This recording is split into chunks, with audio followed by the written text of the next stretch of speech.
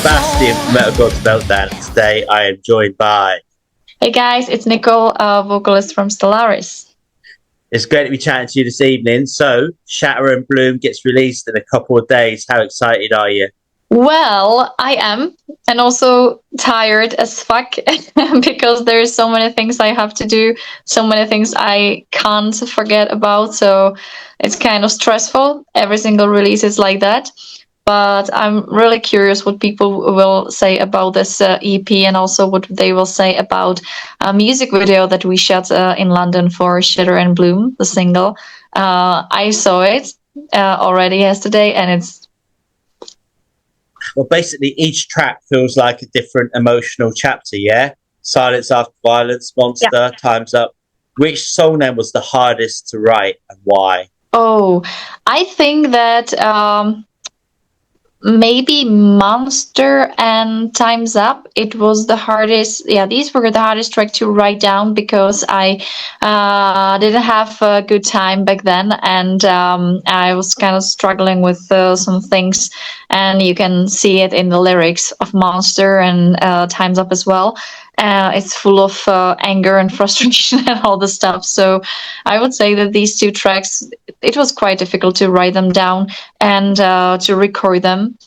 But on contrary, Shatter and Bloom and Silence After Violence, it was way easier, and I enjoyed every single moment that I was creating this thing and also recording it. So yeah, it's kind of like split in the half, you know. Two were good, two were not that good, and then we have Starships, which was just simply fun. I was going to ask you about Starships. That's classic. I mean, it's brilliant. It's a brilliant cover. What sparked the idea of covering that song? Yeah, basically we wanted to do a metal cover of pop song, and I remember it like it was yesterday that we were...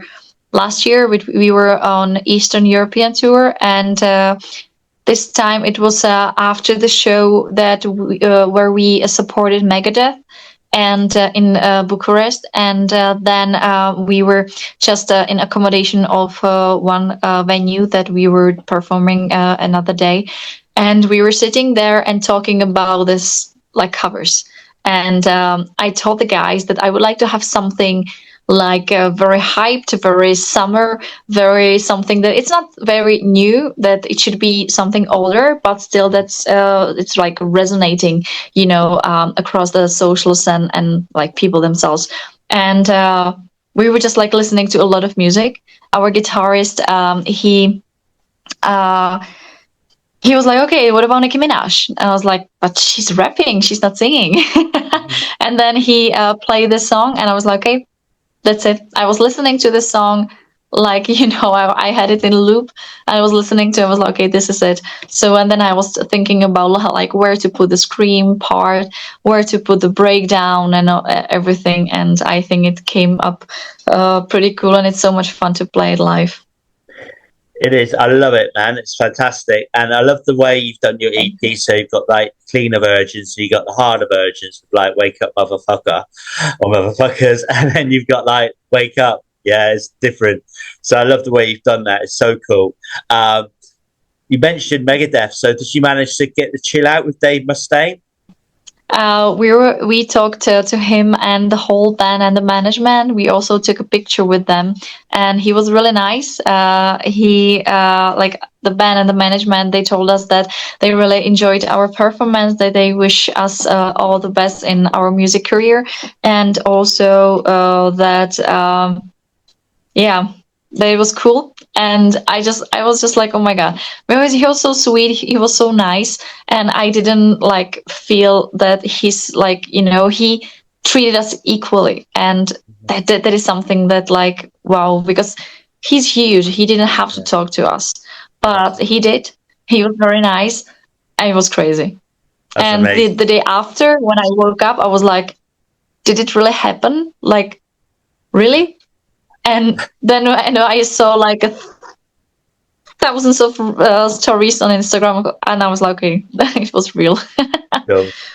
So talking about like Megadeth, then you're talking about covers. Is there a Megadeth song you'd do a cover of in the future? I'm not sure if I would like to do that, because Well, to be honest, there are some artists and vocalists that if you want to cover them, you have to be brave. Yeah. And you have to be pretty sure it's going to sound good. That's why I didn't do it. Also, I would love to do something from Korn, Slipknot, but Cool. still, it's something like it is so specific that I'm not brave enough to make it happen. So your live shows then, yeah, they're known for circle pits and walls of death, but also they're known for circle pits and walls of death, but also also an emotional connection. How do you balance chaos and catharsis on stage? I mean, how do you like cope with it when the crowd's going mad? Well, this is simply like who I am, you know. With me, it's a lot like black and white, up and down, and it's crazy. And that's how our live shows are. Like they're the same. And yeah, of course, I have to do a lot of exercises. I have to go to gym. I have to do a lot of things to be able to run over the stage and go down. And yeah, when like especially during the summer, it's pretty wild because when it's hot outside, then everything is like harder, you know. Even like go down from the stage to the barrier to the people, it's crazy. And yeah, so sometimes it's pretty challenging, but I love it, and I really love every single second that I'm on stage and with people.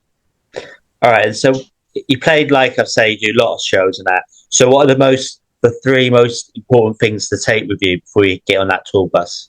I'm always pretty sure, like I'm always getting sure that I have all my clothes, all my makeup, and then all the pills and all the stuff that I need for my vocals and throat to be okay. So all medications I have, clothes and makeup, and everything else, it's like just, you know. Of course. So what about after a set then? I mean, obviously you've been using your voice a lot, and if you're like playing constant shows over a month, how do you cope with meeting fans afterwards? Do you try not to speak too much? Is it a challenge for you? Well, when we were on the first tour, I was pretty nervous about losing my voice, about everything. And I had a lot of pills, a lot of herbs, a lot of like everything I found for keeping my voice okay. I wasn't talking that much. I tried to sleep as much as possible, and I was pretty nervous.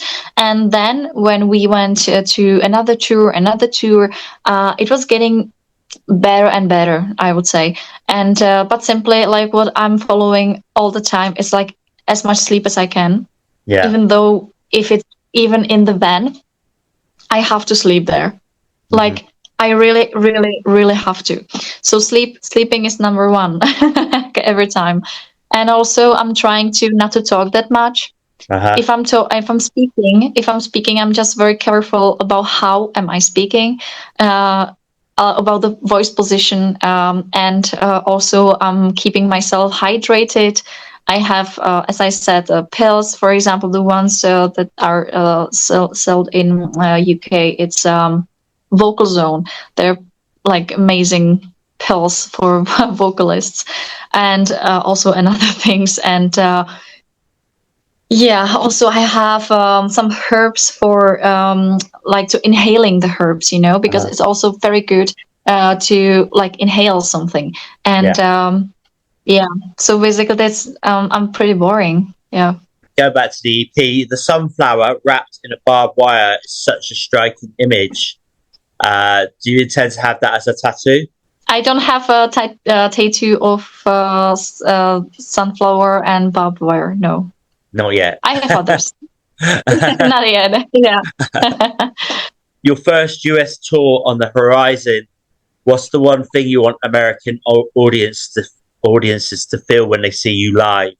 I would like them to feel, I think, the same as I wish for another people that are attending our shows. I want them to feel welcomed, safe, yeah, and to have as much like fun as possible.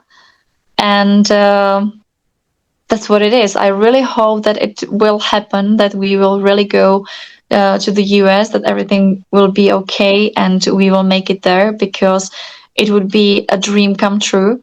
And I have never been there. So it would be like the first time for me touring there, and the first time for me like actually being there. The EP then, if you could describe it in one word, what would that word be? Diverse, maybe. Love it. Yeah, because you got metalcore, you got metal, you got a bit of pop, everything in there, haven't you? It's a mixed bag. It's brilliant. Okay, so if there was a song, like a made-up song about your personality, what would it be called?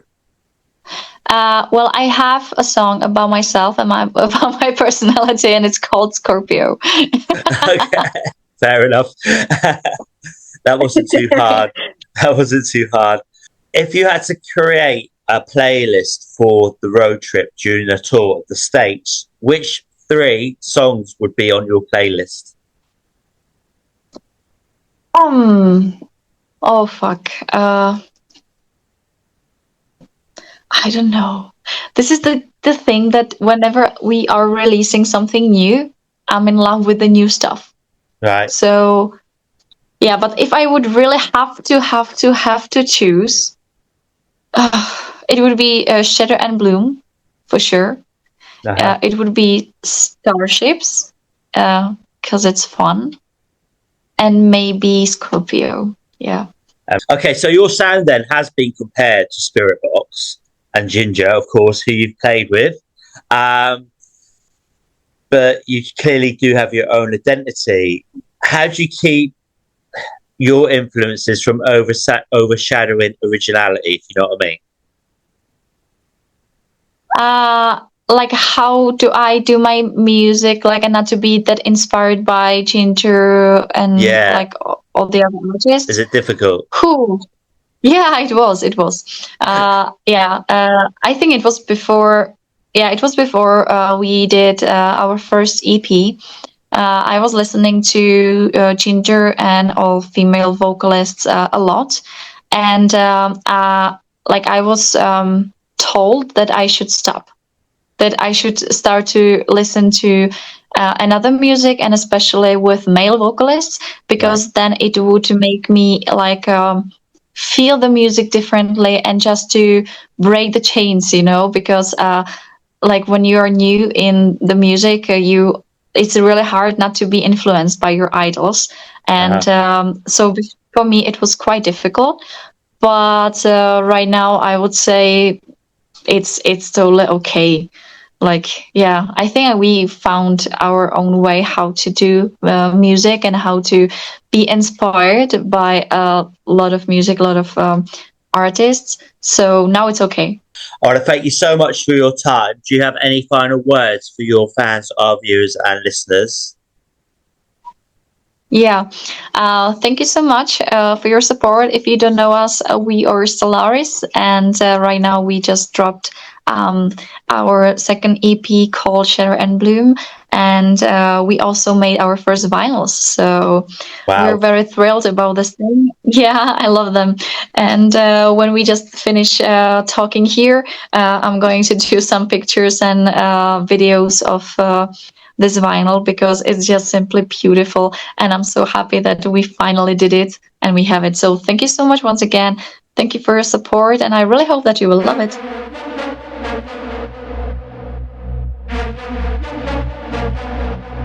You have dragged me down, it's coming back around.